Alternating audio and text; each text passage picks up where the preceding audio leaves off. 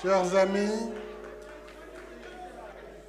cher professeur Jean-Hervé Laurenti, cher professeur Christian de Boissieu, cher professeur Jean-François Cassa, je voudrais saluer les éminentes personnalités ici présentes, parmi lesquelles je distinguerai le professeur émérite Moustapha Kassé,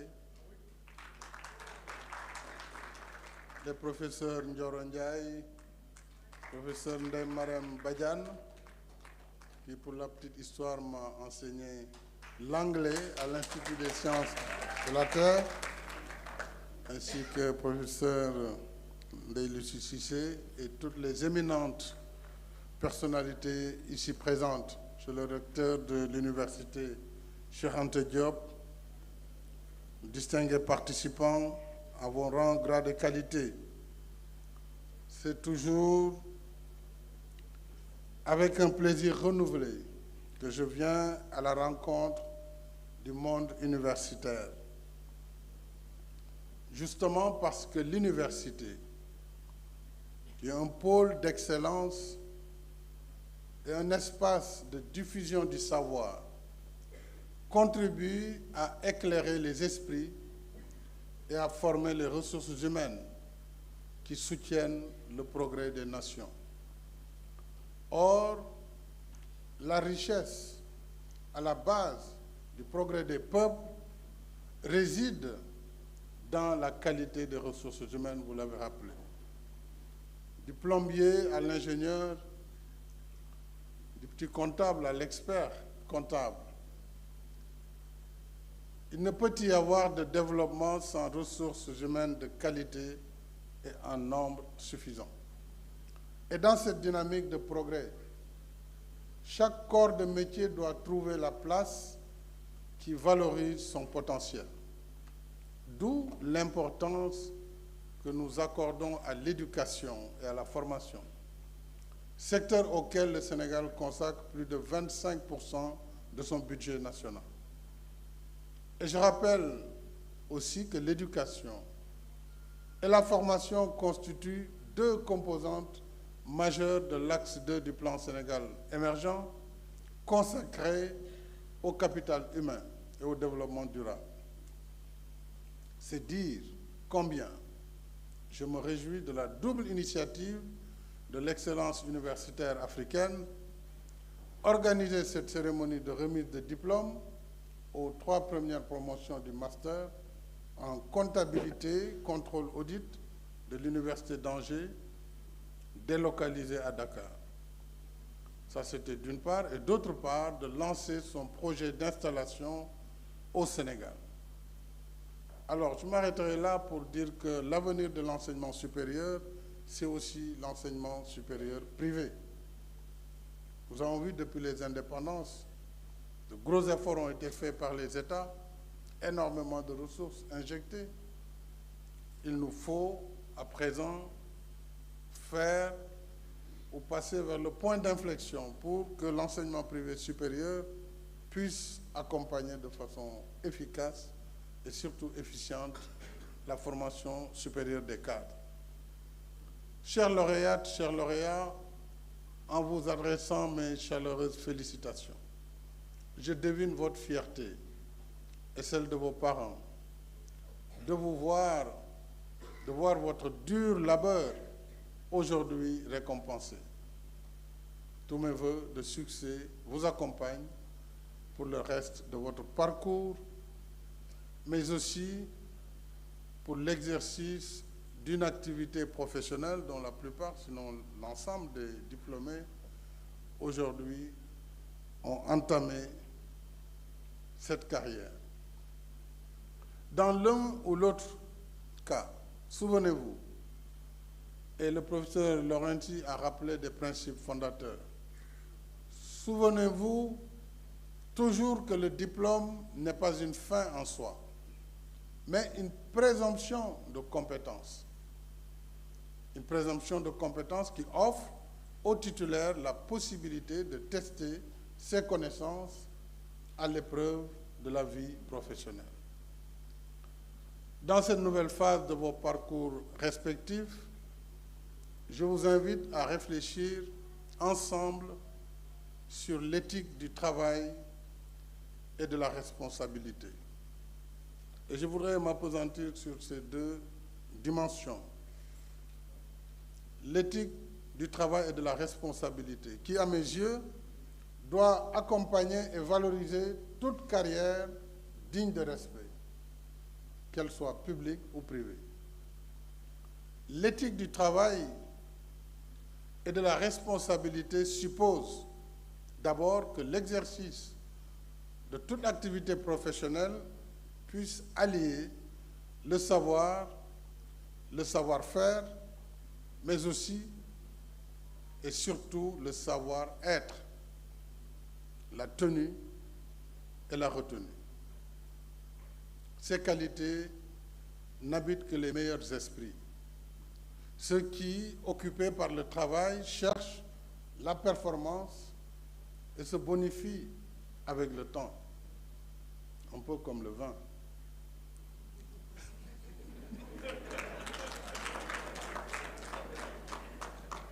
Je n'en sais pas trop, mais bon. Mais je peux le dire avec certitude. Au demeurant, si la manière de faire peut changer au gré des mutations techniques et scientifiques, le culte du travail a toujours déterminé le progrès des peuples. À travers les âges, le travail s'est imposé à l'homme dans sa quête de subsistance et de richesse, mais également dans sa quête de dignité et de vertu. Sa dimension éthique et philosophique est résumée dans la célèbre phrase de Voltaire: « Le travail éloigne de nous trois grands mots, disait-il, l'ennui, le vice et le besoin. » Le travail a aussi nourri et agité la pensée économique depuis Adam Smith, David Ricardo, John Stuart et Karl Marx, entre autres, pour ne citer que quelques classiques, jusqu'à l'ère moderne de la robotisation et aujourd'hui de l'intelligence artificielle. Dès lors, la grande question éthique de nos jours est celle de notre rapport au travail. Notre rapport au travail. C'est une grande problématique dans notre pays. Pourquoi se plaindre du travail alors même que d'autres en cherchent? Pourquoi remettre à plus tard le travail qui doit être fait tout de suite, sachant que le temps perdu ne se rattrape jamais?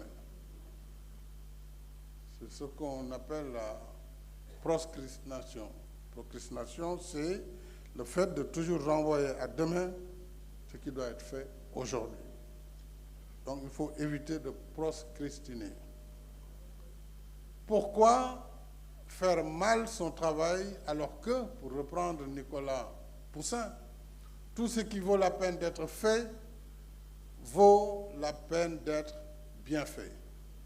Alors, ces questions renvoient chacun de nous à sa propre conscience et nous interpellent collectivement sur le projet de société que nous devons bâtir pour rattraper notre retard dans le processus de développement.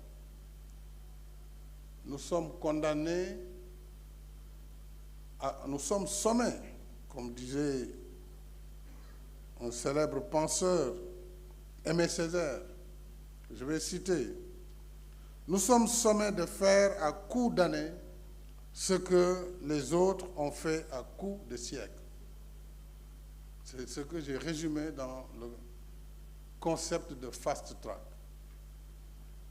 Nous devons faire du fast track un marqueur, de ma vision, un marqueur dans la conduite des initiatives et projets publics pour assurer un développement économique et social rapide dans nos États. C'est ce que j'appelle le temps de l'action qui exige de travailler vite, bien et de livrer à temps. Et il me semble que si nous voulons avancer sur la voie de l'émergence et du développement, il n'y a pas d'autre alternative à cette exigence. Seul le travail donne vie à l'ambition. Ce faisant, le devoir de solidarité intergénérationnelle nous oblige également à transmettre l'éthique du travail à nos enfants, en leur enseignant les valeurs de l'effort. Valeurs de l'effort. Le Sénégal, on dit « Khalis ken du ko liggéey dañ koy lijjanti ». Ça, c'est catastrophique.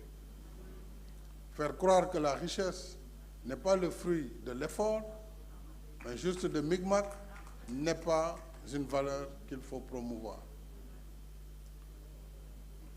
Il nous faut également de la résilience et de la discipline. Chers lauréats, mesdames et messieurs, le deuxième volet de la réflexion à laquelle je vous convie porte sur l'éthique de responsabilité. De nos jours, l'éthique de responsabilité se pose avec autant, sinon plus d'acuité que l'éthique du travail, à cause de la volonté ou de la course effrénée vers la notoriété, l'explosion des réseaux sociaux.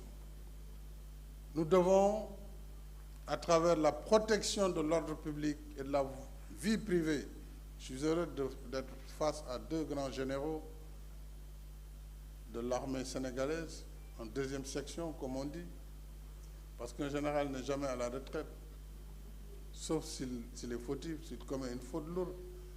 Heureusement que nous n'en avons pas au Sénégal. Donc, la question de l'ordre public dans nos États, dans nos espaces, exige que l'exercice de toute responsabilité soit encadré par les lois et règlements qui s'y attachent. C'est un impératif minimum de la vie en société. Il en est ainsi de l'activité professionnelle régie par les règles de la déontologie. Ça, c'est extrêmement important pour les experts comptables. Les règles de la déontologie, du secret professionnel et de l'obligation de réserve. C'est là où le bas blesse. Le secret médical doit être gardé par les médecins. Mais chaque fois qu'un malade se prend, on dit « Ah, Wajide, son cœur bat comme ça, il a ceci, il a cela, etc. » C'est un problème.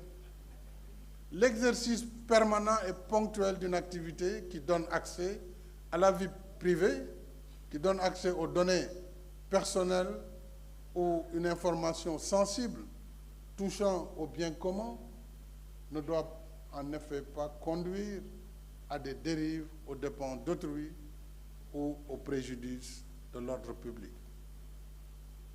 Je ne parle pas ici de l'obligation réditionnelle et de transparence qui régit la gouvernance des affaires publiques.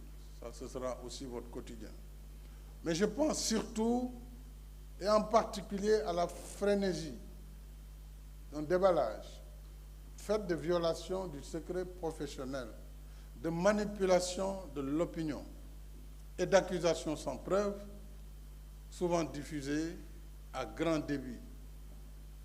En réalité, l'ère moderne souffre d'une pandémie de fake news qui parasite les esprits, porte atteinte à l'honorabilité d'honnêtes citoyens et les expose à la vindicte populaire. Or, dans une société qui se veut ouverte, libre et démocratique, comme la nôtre, la liberté perd sa valeur morale chaque fois qu'elle s'affranchit de l'éthique de responsabilité. Alors, tout comme elle fait corps avec la liberté, la responsabilité, l'éthique de responsabilité est en effet inséparable de l'exercice de toute profession. Je voudrais, mesdames et messieurs, pour ne pas trop vous ennuyer, dire simplement qu'au-delà de cette cérémonie qui nous réunit ici, l'excellence universitaire africaine, par le projet qu'elle porte, vient enrichir l'offre de formation de notre pays. Je voudrais féliciter les initiateurs, Dr Cheikh Kanté, et tout ce corps professoral émérite qui donne la consistance de cette formation. Les cursus proposés sont divers, allant des classes préparatoires à l'école d'ingénieurs, en passant par les filières de management, de finance, de comptabilité, de contrôle, d'audit et de fiscalité, entre autres.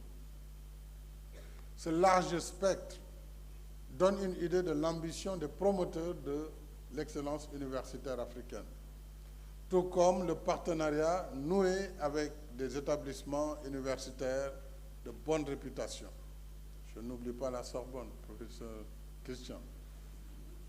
Et je félicite donc naturellement Dr Cheikh Kanté, avec qui je partage le terroir de naissance, Fatick.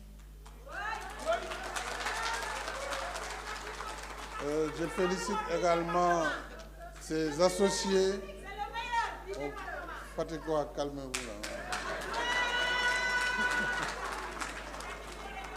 Je félicite également les associés de cette belle aventure universitaire. Et je forme le souhait que les enseignements disposés par l'excellence universitaire africaine s'inscrivent auprès de la nouvelle dynamique, la dynamique que nous voulons insuffler à notre système éducatif, un système de formation. Comme je l'ai déjà indiqué l'année dernière lors d'une réunion de travail avec la communauté universitaire. C'était en avril 2022. Si nous pouvons être fiers de nos acquis, disais-je, il faut en même temps interroger nos pratiques pour améliorer nos performances et faire en sorte que nos universités s'adaptent davantage aux réalités de leur temps. Il faut d'abord qu'elles soient numériques. Toutes, pas seulement l'université numérique du Sénégal, mais que les autres universités puissent également dispenser l'ensemble des cours en ligne. Et je pense en particulier à l'articulation encore insuffisante entre l'université, l'entreprise et les besoins du marché. À mon sens, notre système éducatif doit faire plus de place à l'enseignement technique et professionnel à travers les formations duales école-entreprise.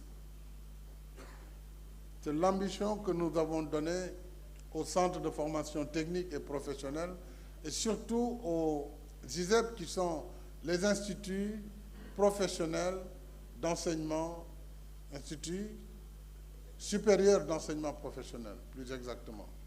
C'est également le sens qu'il faut donner au fonds de financement de la formation professionnelle, qui est doté aujourd'hui de près de 40 milliards par an sur chaque budget. Mais c'est aussi la formation qualifiante au métier qui aidera à résoudre la question de l'employabilité des jeunes. Je sais que les mutations sont difficiles à conduire parce qu'elles bousculent les habitudes et remettent en cause les certitudes et les idées reçues. Mais le changement fait partie des dynamiques de l'histoire et il germe dans un état d'esprit réfractaire au statu quo, comme l'énonce le célèbre écrivain Pablo Coelho dans L'Alchimiste, qui est un ouvrage aussi que je vous recommande. Les grandes réalisations et innovations commencent par un état d'esprit qui ignore l'impossible. Et il faut croire en votre légende personnelle. Pour terminer, en fait j'en ai terminé, mais je ne peux pas ne pas remercier l'équipe des économistes du cercle des économistes français qui ont travaillé avec moi, M. Jean-Hervé Lorenzi, M.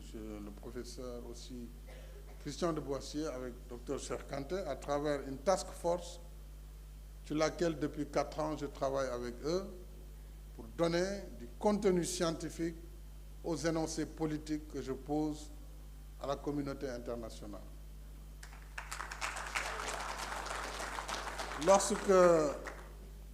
J'ai, pendant la présidence de l'Union africaine, posé le débat sur l'admission de l'Afrique au G20.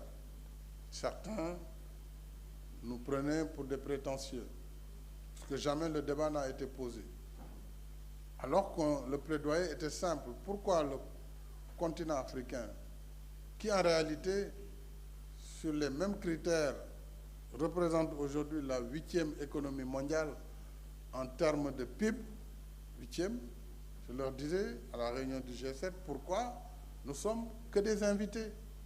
Nous devons avoir un fauteuil qui nous est réservé en tant que membres. Parce qu'on dit les 20 premières économies, nous sommes 8e et nous ne sommes pas là. Pourquoi? Donc ça, c'est un problème qu'il faut résoudre. Il faut de l'inclusion, il faut également de la justice.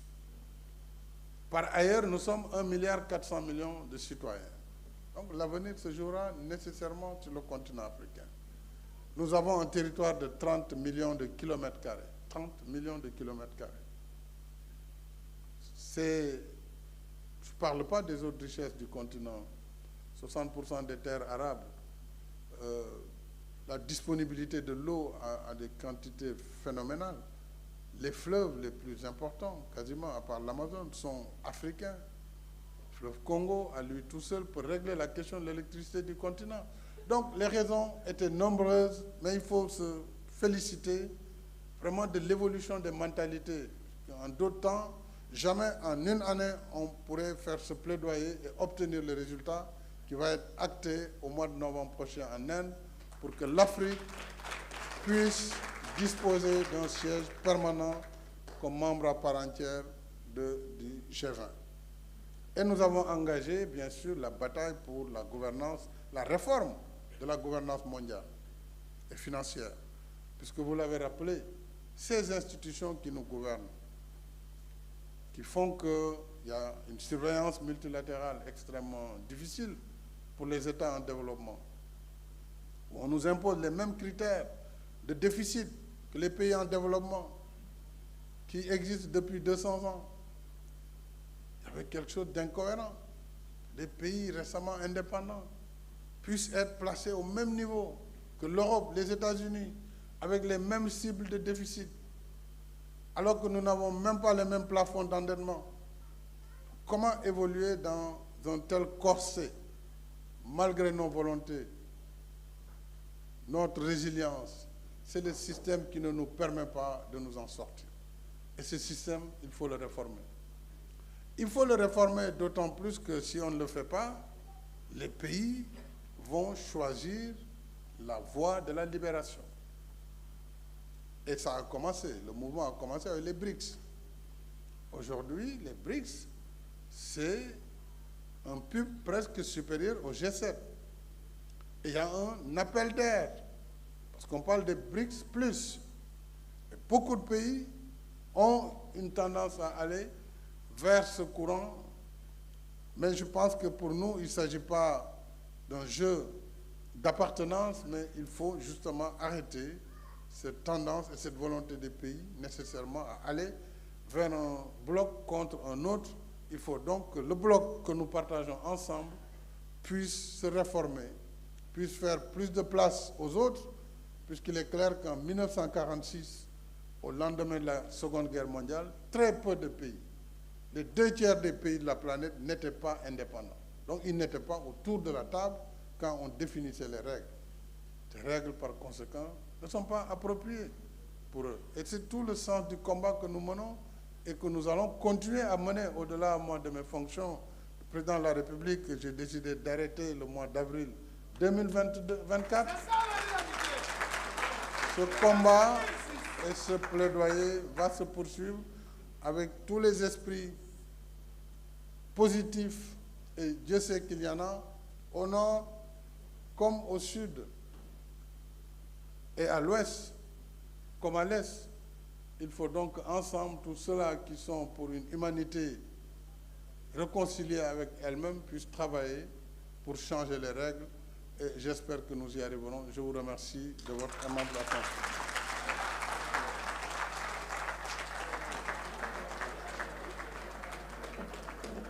Merci. Chers récipiendaires, distingués invités, après le départ du président de la République, cérémonie de dédicace du livre Les Anneaux de l'Espérance du docteur Cher Kanté